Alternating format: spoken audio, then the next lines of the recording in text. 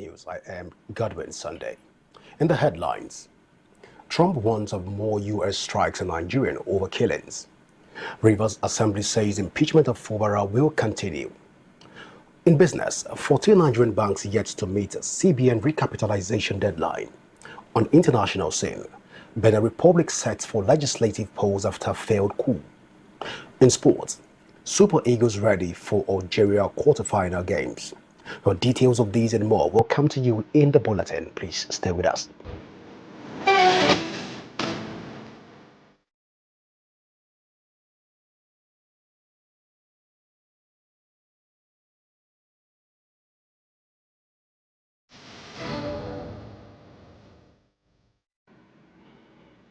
You're welcome back. And top of our story for tonight. United States President Donald Trump has warned that Washington could carry out further military strikes in Nigeria if attacks on Christian communities continue. Speaking in an interview with the New York Times published Thursday, Trump said that the December 25th U.S. strike against Islamic State militants in northwest Nigeria was intended as a response to repeated killings. While expressing a desire for it to be a one-time operation, he warned that continued violence could trigger more strikes. However, Trump acknowledged that Muslims are also victims of extremist violence in Nigeria, though he maintained that Christians are disproportionately targeted.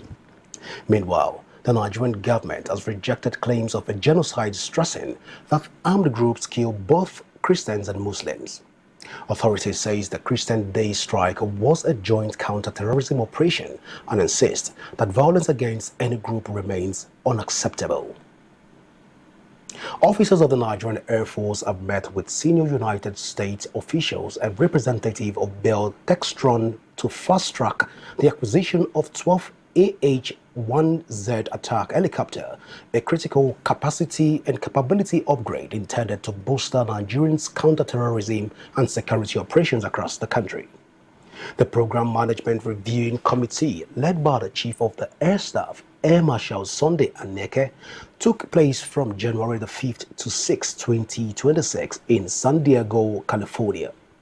According to NAF spokesperson Ehime Ejodame, the engagement focused on assessing the status of the helicopter acquisition program, addressing logistical challenges, and ensuring timely delivery within agreed timelines and budgets. Anike expressed appreciation to the United States government and Bell Textron for their professionalism and transparency, describing the program as more than a platform upgrade. In another development, the Defense Headquarters has announced a change in the name of Armed Forces Remembrance Day. According to a statement issued on Thursday by the Director of Defense Information, Sumailia Uba, the event will now be known as Armed Forces Celebration and Remembrance Day to reflect its dual purpose of honoring serving personnel and remembering fallen heroes. January 15th remains the official date set aside to recognize the sacrifice of Nigerians' armed forces, with activities including a week-long program, a grand parade, a road-laying ceremonies. The Defense Headquarters has urged the media to adopt the new name, noting that President Bola Ahmed Tinubu recently launched the emblem and appeal fund for the 2026 commemoration date. In another development, Chairman of Dangote Industries, Aliko Dangote, has petitioned the Economic and Financial Crimes Commission over corruption allegations against former NMDPRA boss Farouk Ahmed. This was confirmed in a statement released by the Dangote Group on Friday. The petition accuses Ahmed of allegedly spending $5 million on his children's education in Switzerland. The move follows the withdrawal of an earlier petition from the ICPC, which Dangote described as a strategic step to fast-track prosecution. In a new petition signed by lead counsel Dr. O.J. Onoja, Dangote urged the Economic and Financial Crimes Commission to investigate allegations of abuse of office and corrupt enrichment and prosecute if the claims are proven. Turning to anti-corruption efforts, authorities in JC has agreed to return over $9.5 million in recovered corruption proceeds to Nigeria. The funds will be repatriated under a memorandum of understanding signed in December between the government of Nigeria and Jersey, building on earlier agreements that led to the return of more than $300 million. Nigeria's Attorney General Lateef Fagbemi said the money will be used to support infrastructure, specifically the final stages of the Abuja-Lagos Highway. Jersey officials say the recovery highlights the strength of their forfeiture laws after a court ruled the funds were proceeds of corruption linked to senior Nigerian officials during a previous administration. A Kwara State High Court sitting in Ilorin, the Kwara State capital, on Thursday admitted additional exhibits in the ongoing 5.78 billion naira corruption trial of former Governor Alhaji Abdul Fattah Ahmed and his former Commissioner of Finance Alhaji Ademola Banu. The Economic and Financial Crimes Commission is prosecuting the duo for allegedly diverting of funds including Universal Basic Education Commission matching grants and counterpart funds meant for the provision of infrastructure in primary and junior secondary schools across the state. At the resumed hearing before Justice Mahmood Abdul-Ghaffar, the sixth prosecution witness, Ujiligu, testified that the Economic and Financial Crimes Commission obtained bank statements of the Kwara State government from Polaris Bank and the GT Bank, respectively, covering loans secured to pay teachers' salary under the state Universal Basic Education Board. However, proceedings were briefly stalled following a dispute between the prosecution and defense over the arrangement of the documents. Justice Abdul-Ghaffar later adjourned the trial to February 16, 2026 to allow proper arrangement of the exhibits. A civil society group has faulted claims by the African Democratic Congress, ADC, that President Bola Ahmed Tinubu exceeded his constitutional powers in approving the removal of legacy debt owed by the Nigerian National Petroleum Company Limited from the Federation account. Addressing journalists in Abuja, the Center for Energy Governance and Public Finance Accountability described the claims as misleading, insisting the presidential directive was not debt forgiveness but a fiscal reconciliation exercise involving long-standing disputed entries. Public Finance Administration requires constant reconciliation to ensure that only valid, auditable, and legally enforceable revenues are presented for distribution. The Center for Energy Governance and Public Finance Accountability affirms that the reconciliation and removal of NNPCL Limited's legacy balances from their federation account does not constitute a constitutional violation, nor does it deprive state and local governments of legitimate revenue. Rather, it presents the necessary and responsible step towards restoring transparency, credibility, and realism in Nigerian public finance system, particularly in the oil and gas sector, which has long suffered from opaque accounting and inherited distortion. The group explained that the reconciliation carried out with relevant agencies including FAC covered balances up to December 31st, 2024 and aligns with Petroleum Industrial Act reforms aimed at improving transparency and revenue forecasting across all tiers of government. Meanwhile, the Independent National Electoral Commission says the 2027 general election must become a defining moment for Nigerians' democracy. INEC Chairman Professor Joash Amopitan stated this in Lagos while opening the Commission's 2026 induction and strategic retreats for commissioners and senior officials from across the country.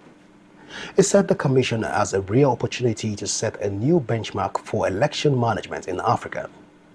According to Amopitan, the 2027 polls must be technologically driven, transparent, inclusive, and beyond reproach, especially as millions of young, tech-savvy Nigerians prepare to vote for the first time. He warned against misconduct, pledged strict adherence to the Electoral Act, and described upcoming elections in the Federal Capital Territory, Ekiti, and Osun as key first. The retreat, he said, will strengthen INEC's preparedness ahead of the 2027 elections. In the political space, former Labour Party vice presidential candidate Dati Baba Ahmed has denied reports that he declared his intention to run for president in 2027. Speaking on a sister television station, Baba Ahmed said he only reaffirmed his membership of the Labour Party, describing claims of a declaration as false and driven by social media sensationalists. He explained that any presidential ambition would depend on the timetable of the Independent National Electoral Commission and internal party processes. Baba Ahmed urged the mainstream media to act as a filter against misinformation and disclosed that his focus has now shifted towards reconciliation within the political space without giving further details. Meanwhile, the Rivers State House of Assembly says no political solution will halt the impeachment process against Governor Siminalayi Fubara and his deputy Ngozi Odu. The Assembly began impeachment proceedings on Thursday over allegations of gross misconduct, with Speaker Martins Amuwule accusing the governor of undermining democracy and failing to present the state's budget as required by law. Speaking on a sister television station, Assembly spokesperson Enemi George insisted that the process is strictly legal, not political. He described Governor Fubara as a repeat offender, alleging mismanagement of public funds and improper appointments. George also addressed claims surrounding a rejected 100,000 naira Christmas gift to lawmakers as the Assembly vows to pursue the impeachments to its conclusion. Away from Rivers State, in the Federal Capital Territory, the Federal Capital Territory Police Command has intensified its crackdown on one-chance criminal syndicate following the killing of an Abuja nurse and a female lawyer. The FCT Commissioner of Police, Mila Dantawaye, gave the assurance while addressing the delegation of the Nigerian Bar Association and women lawyers who visited the command to protest the murder of their colleague, Princess Ochigbo, whose body was found along the Kubwa Expressway. Dantawaye condoled with the legal community and confirmed that discreet investigations are ongoing, with arrests already made and prosecution expected. He urged residents to remain vigilant when boarding commercial vehicles and report suspicious activities. A police spokesperson, Josephine Ada, later disclosed that 9 one-chance syndicates have been identified across the Federal Capital Territory, adding that challenges such as tinted glass abuse and illegal loopholes continue to hamper enforcement. And in Kaduna State, the state government has sealed 20 illegal colleges of education and science. The Kaduna state government has sealed 20 illegal colleges of health, science, and private hospitals operating without accreditations. The State Commissioner for Health, Umar Kantu Ahmed, said the exercise was part of efforts to enforce regulations, improve healthcare training standards, and protect public safety across the state. She explained that the affected facilities located in Chikum, Igabi, Kaduna North, South local government areas were misleading the public and producing unqualified health workers. The commissioner urged prospective students to verify accreditation before seeking admission and commended Governor Ubasani for supporting reforms aimed at repositioning Kaduna's health sector for quality service delivery. In the education sector, the federal government has barred graduation ceremonies for pupils below primary 6 and ordered the reuse of standardized textbooks in schools nationwide. The new policy unveiled by the Minister of Education, Tunji Alausa, and Suwaba Sahid aims to reduce education costs for parents, improve learning outcomes, and promote sustainability through durable textbooks designed to last up to 6 years. Under the guidelines, only pupils completing primary 6, JS3, and SS3 may hold graduation ceremonies. The policy also bans disposable workbooks, limits textbooks revision, and caps the number of approved textbooks per subject. The government says the reforms will ensure quality assurance, combat wasteful practices, and guarantee better value for money as Nigeria moves towards a more efficient and equitable education system.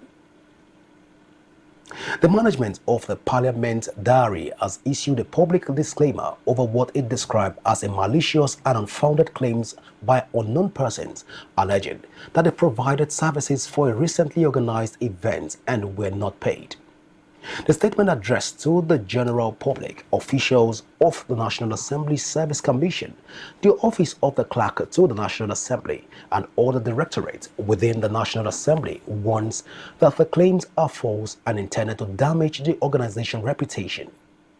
In the disclaimer signed by the chief of the organization, Enebuse Precious Chukwudi, publisher and preparator of the Parliament Diary, the company categorically stated that no individual or group known as dispatcher or any entity claiming association with it rendered services for the event and that no payments are owed. The public has been urged to disregard the allegations while those behind the claims have been given 7 days to retract the statement or issue a public apology or face legal action on the Nigerian legal system. A 3-day legal summit has brought together young and senior legal practitioners in Abuja aimed at strengthening professional capacity and promoting innovation within Nigeria's legal system. The program focused on mentorship, collaboration, and preparing young lawyers for emerging trends in legal practice. Our correspondent was there and she reports. The summit opened with a keynote session on rethinking legal practice through collaboration, continuous learning, and innovation.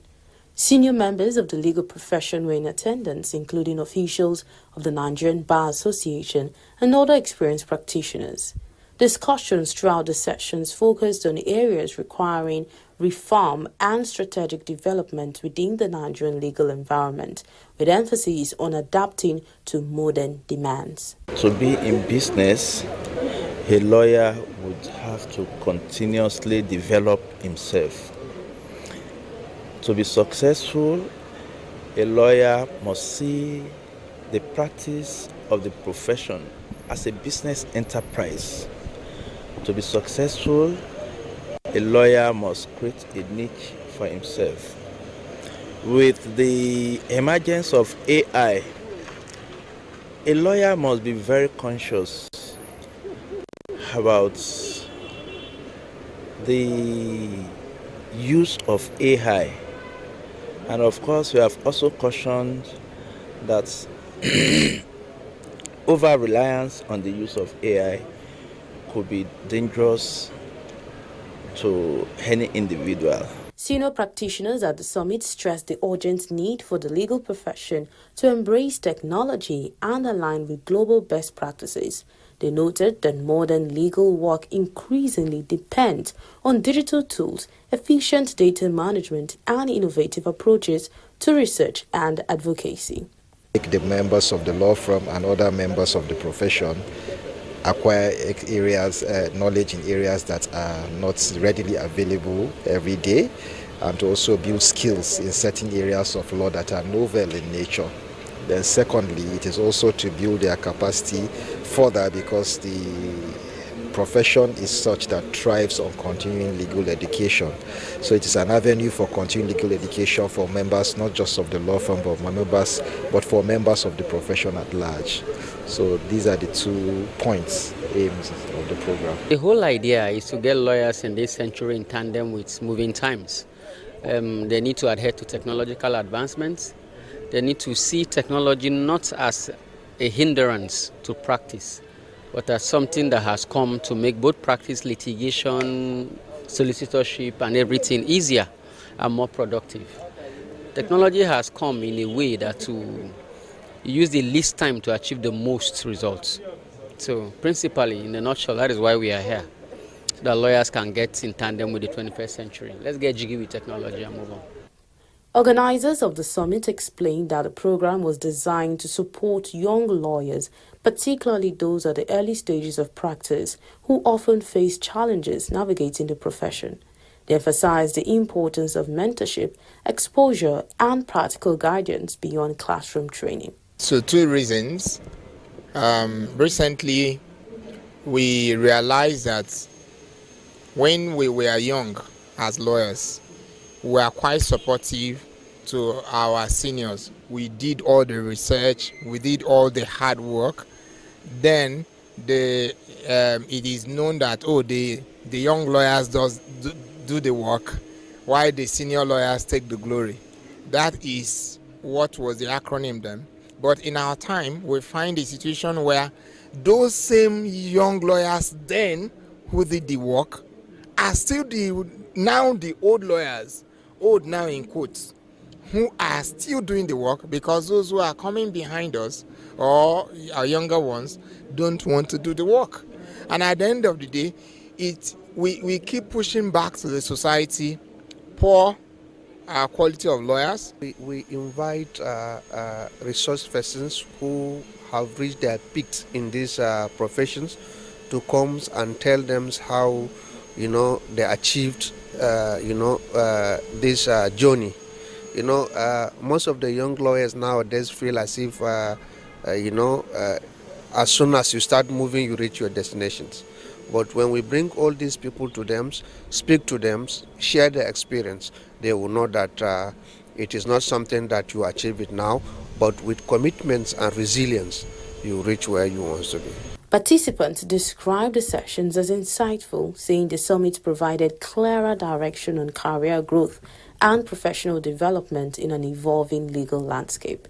Yes, the training is such a robust one that has opened our eyes in the area of technology. That means deploying or integrating technology in our legal practice. Unlike a couple of years back, when law practice was all about writing in long hours, longhand, spending hours doing research and all of that. But now, within a split second, you apply AI technology and you get results in few minutes. I have had a few difficulties trying to adjust to the life of a young lawyer. I mean, it's not what I was expecting at all. Like, it is really, really demanding. I expected it to be demanding, but it's more than I expected. So with what I've heard, and from this is the second panel session going on, I've been able to adjust my expectations. Now, okay, this early stage of my career is very, very vital, very, very important, and it's going to be very, very grinding for me. So it has made me to expand my horizons, my expectations, to acclimatize my mind to the fact that, okay, this stage is going to be me putting in my all. And also they're teaching us on emerging trends in the legal profession. So it's really quite a lot, and I'm really absorbing a lot. The summit reflects a growing shift within Nigeria's legal community toward a future-focused approach anchored on innovation, collaboration, and continuous learning. Stakeholders say sustained engagement with young practitioners will be key to shaping the next phase of legal development in the country. Nenil Mazaka, reporting for Rapid TV News, Abuja. And you are still watching the live broadcast of Rapid TV News Hour. When the news returns, 14 Nigerian banks yet to meet a CBN recapitalization deadline. The details of these and more are on the other side of this break. Please stay with us.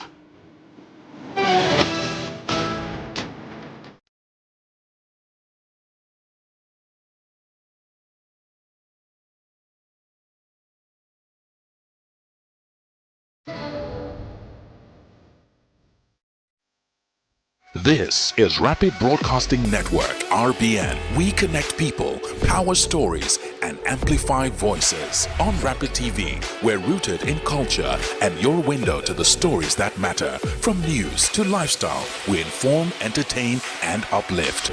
Join Rapid TV on Star Times Channel 176, Nigecomsat. On Rapid FM, we speak your language, from the soulful airwaves of Umuahia to the vibrant culture of Port Harcourt and beyond. More than broadcasters, we're creators, amplifying that voice within with powerful content across TV, radio, and digital. Join us at rbnradiotv.com and all our social media handles. One network, one voice. Rapid Broadcasting Network, RBN. The sound of your city. Rooted in truth. Driven by impact. Correro, your front row seat to the most pressing issues, from the corridors of power to the heart of our communities. We bring you unfiltered insight, fearless journalism, and the conversations that matter. And I invite you to this big conversation table as we analyze the top stories, ask the tough questions, and hold power to account. News that informs, analysis that empowers, debate that drives change. Correro, the big conversation, every weekday at 7 p.m. only on Rapid TV. From the heart of Africa, where dreams are born and passion is boundless, a new wave of talent rises. In La Liga, these extraordinary athletes are not just playing the game, they're transforming it.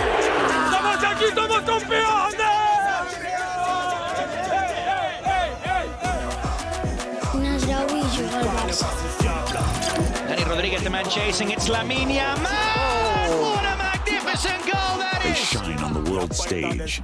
Watch as they redefine football, inspire millions, and make history. La Liga, where dreams become reality. Time is power. Our lives are powered by the sun. As the sun rises, so do we. As we trust it to rise and set without any worries interrupting your morning with our hybrid all-in-one inverter, powering our prosperity and happiness. Sustainable future, making the shell. Start time solar. But also nurture what is dear to us, powering trust and support, empowering us to do things that really matters. Start Times Solar, power your life. Meet the men and women shaping the future of Nigeria. Get to know your representatives at the National Assembly. From lawmaking to constituency projects, we'll take you behind the scenes and inside the chambers of the Nigerian National Assembly. Learn about the bills they are championing, the challenges they are facing, and the impacts they are making in their constituencies. We'll also bring you closer to the people they are serving and the stories that shape their work. Join us on NAS Watch every Friday on Rapid Television at 7 p.m. So get informed, get engaged, and get to know the leaders shaping Nigeria's future. My name is Faith Dafa Joseph. Name is Martha Alu. My name is Victor Arki. My name is Divine Alex. My name is Esther Omen. My name is Arthur James Brooks. My name is Godwin Sunday. I am Ijoma Victor. My name is Cynthia Agbo. Josephine Bitru. I bet you already know that this is Rapid Television.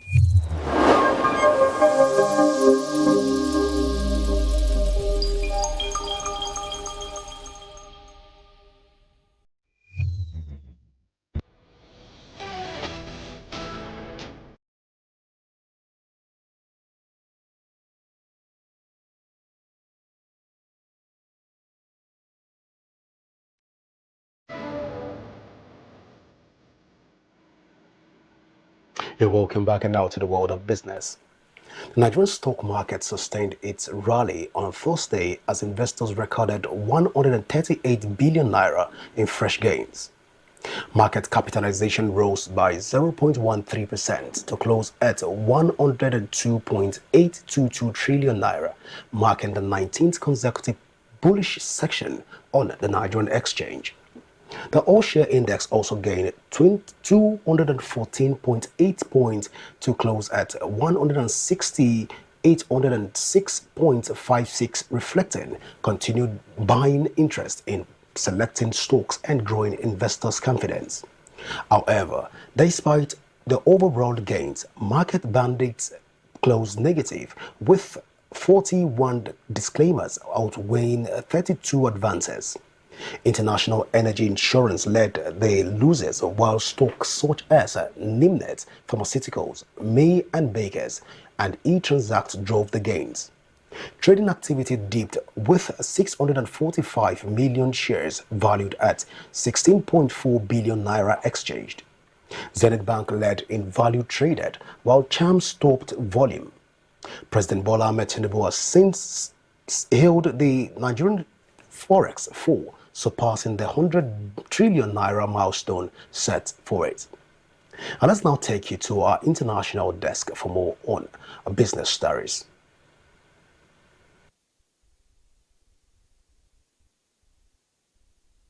Apologize for that on our inability to bring you that report. But then let's now join our international desk, where citizens of Benin Republic are heading to the polls on Sunday for parliamentary and local elections, barely a month after a failed coup attempt unsettled the country. The vote is expected to shape the political landscape ahead of April's presidential election, with President Patrice Talon's ruling coalition tipped to consolidate its dominance. The main opposition Democrat Party is barred from local polls and the presidential race after failing to meet signature requirements, although it will contest parliamentary seats. However, the elections comes amid heightened security concerns, especially in northern Benin Republic, where jihadist violence has spilled over from Burkina Faso and Nigeria Republic. Critics accuse Talon of restricting political freedoms, claim the government rejects analysts, and also warn strict electoral rules may weaken opposition representation, while right groups says civic space is shrinking. Talon's preferred successor, Finance Minister Ramoud Wadangi, remains the front runner ahead of April's presidential vote. We'll now join our international desk for more on foreign stories.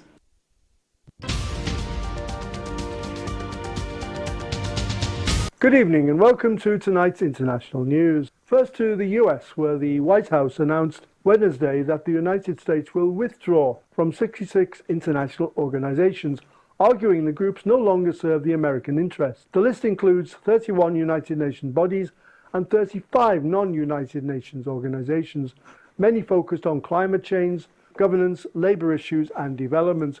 Officials say the move aligns with President Donald Trump's America First policy. Among the UN entities targeted are regional economic and social commissions for Africa, the Asia Pacific and the Americas, along with programs such as UN Trade and Development, the International Trade Center and the International Law Commission. The withdrawals extend to major non-UN groups, including the Intergovernmental Panel on Climate Change, the International Renewable Energy Agency, and forums addressing migration, counterterrorism, and carbon-free energy. For a second term, earlier actions included exits from the WHO, the Paris Climate Agreement, and UNESCO, and reduced funding to various UN bodies. Separately, the State Department halted all assistance to Somalia's federal government, citing allegations involving a World Food Programme warehouse and detained aid. The White House also signaled scrutiny of Somali refugees and migrants to the US. Now to Australia, where large areas are expected to face catastrophic fire conditions on Friday as heat waves sweep across most of the country. Severe to extreme heat is declared in every state and territory except Queensland, with high temperatures forecast over several days. Victoria has declared a total fire ban for Friday, and the fire danger rating will be at the highest level, catastrophic. About 450 schools and childcare centres will be closed. Meteorologists warn the combination of heat, dry conditions and gusty winds could produce the most significant fire risk since the Black Summer bushfires, in which dozens of people died and tens of millions of hectares of land burnt. Firefighters battled blazes in Victoria and New South Wales on Thursday, with efforts aided by water bombing aircraft near Wodonga, according to Australian TV. Melbourne recorded its hottest day in 6 years Wednesday, reaching 40.9 degrees centigrade, while coastal towns in Western Australia hit 49 degrees centigrade. The New South Wales heatwave is forecast to peak Saturday, with Sydney expected to reach 42 degrees centigrade. Forecasters said Friday could mark the real peak of the current heat burst, threatening inland southeast Australia. Authorities urge preparedness and adherence to bushfire survival plans. Finally, Iran, where hundreds of protesters were seen marching in Tehran and Mashhad. Footage online showed what organizers say is the largest show of opposition to Iran's clerical establishment in years. The demonstrations, described as peaceful in the initial footage, occurred Thursday evening and reportedly were not dispersed by security forces, according to videos circulated on social media.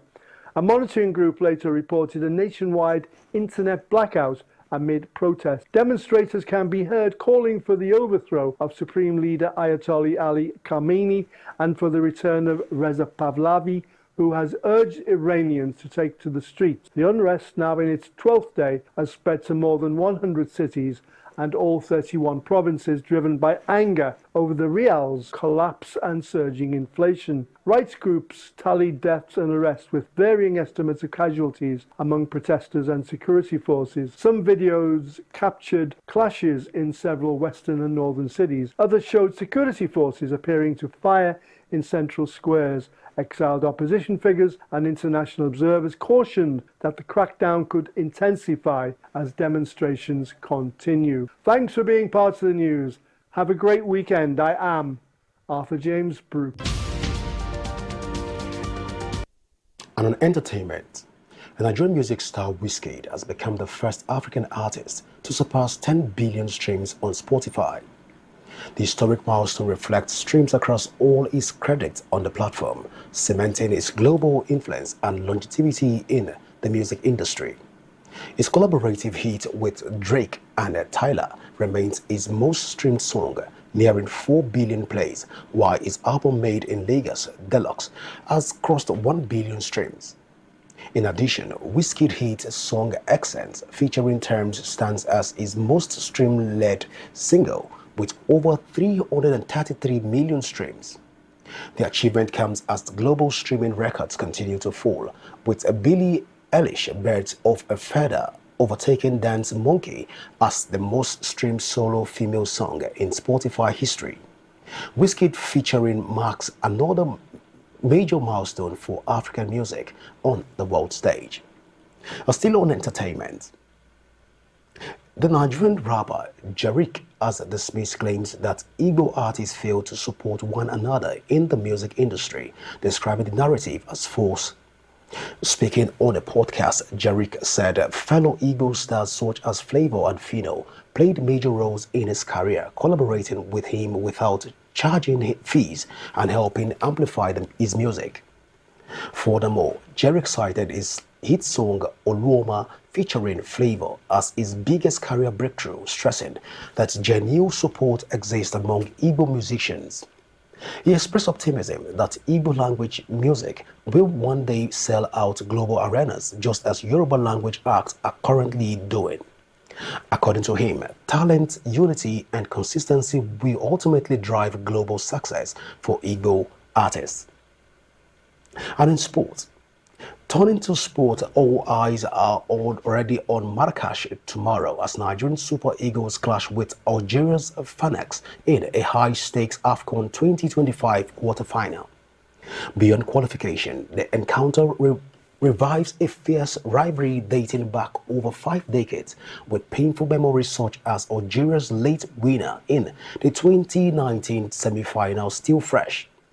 Former goalkeeper Daniel Akpeyi has warned that the contest will be brutal as history shows Nigerians have won just 3 of their 9 AFCON meetings against 4 Algeria victories. However, Nigerians arrive with momentum, boasting 4 wins from 4 matches and a tournament leading 12 goals, driven by Demola Lookman and Victor Osimhen. Algeria, on the other hand, have built their campaign on defensive discipline, conceding just once, with goalkeeper Lucas Zidane yet to be beaten. Despite reports of bonus disputes in the Nigerian camp, coach Eric Chili insists his team is physically, tactically and mentally ready, setting the stage for a dramatic night as revenge, pride and a semi-final ticket are all on the line. Still on sports, the Super Eagles head coach Eric Chili has played down concerns over off-field distractions ahead of Nigeria's quarter-final clash with Algeria at the 2025 AFCON in Marrakesh. Nigeria remained the competition's most prolific attacking side, while Algeria boasts the strongest defense, having conceded just one goal. Preparations were briefly disrupted by a bonus dispute that caused the player to skip training, raising concern among the fans. Nevertheless, speaking at the pre-match press conference, Chile stressed that his focus remains firmly on football matters. He praised the unity and solidarity within the squad, insisted the players are physically, tactically and technically prepared for the challenge. With Nigeria and Algeria sharing 5 AFCON titles between them, Chile says the Super Eagles are determined to stay focused on the objective, reaching the semi-finals and pushing for continental glory. Away from football, Africans' challenge at the WTT champions in Doha suffered an early setback as Nigerian Quadri Aruna and Egypt teenager star Anna Goda exited the singles competition. The Elite's $500,000 tournament, holding at the Lusail Sport Arena in Qatar, also saw Egypt's Omar Asa bow out after a 3-1 defeat to Japan's Shusuke Togami as African players struggled against top-ranked opponents. Despite the exit, there was also a positive, and particularly from Anna Goda, who pushed former world number 1 Zhu Yongling in a spirited 3-1 loss, drawing praise for her maturity and resilience. Quadri Aruna also showed flashes of his trademark power despite losing 3-0 to China's Liang Jinkum. Attention now shifts to the WTT Star Contenders Doha 2026, where African players are expected to return stronger in pursuit of better results. And to end the news, here is a recap of our top stories. Trump warns of more U.S. strikes in Nigeria over killings. Rivers Assembly says impeachment of Fubara will continue. In business, 14 Nigerian banks yet to meet CBN recapitalization deadline. On the foreign scene, Benin Republic sets for legislative polls after failed coup. In sports, Super Eagles ready for Algeria quarter final. And that's the size of our package for tonight. Do not forget that you can follow us across all our social media currently showing on your screen. And you can also download the Rapid TV app from your Android and iOS devices to keep track of our broadcast. I am Godwin Sunday. Thank you for watching.